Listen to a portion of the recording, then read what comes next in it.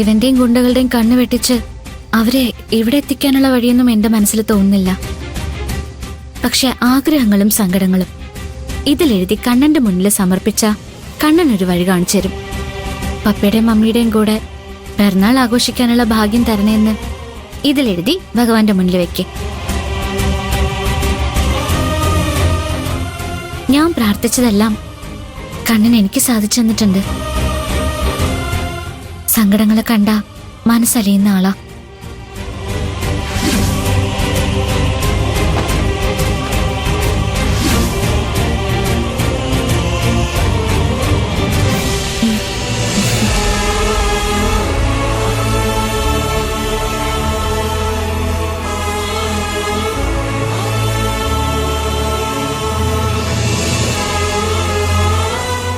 കണ്ണ, ഈ വരുന്ന ബർത്ത്ഡേക്ക് എന്റെ പപ്പയും മമ്മിയും എന്റെ അടുത്തുണ്ടാവണേ.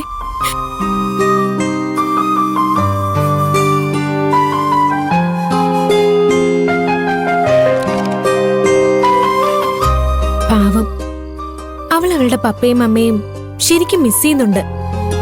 ഞാനത് പറയാൻ വരികയായിരുന്നു. പിറന്നാളിന്റെ അന്ന് അവളുടെ പപ്പയും മമ്മിയും എങ്ങനെയെങ്കിലും ഇവിടെ എത്തിക്കാൻ കഴിയോ? എത്തിക്കാൻ കഴിഞ്ഞാ അതായിരിക്കും നമ്മൾ അവൾക്ക് നൽകുന്ന ഏറ്റവും നല്ല ബർത്ത്ഡേ ഗിഫ്റ്റ്. നമുക്ക് ഭൂമിക മാഡത്തിനോട് ചോദിച്ചു നോക്കാം. നിങ്ങൾ വാ.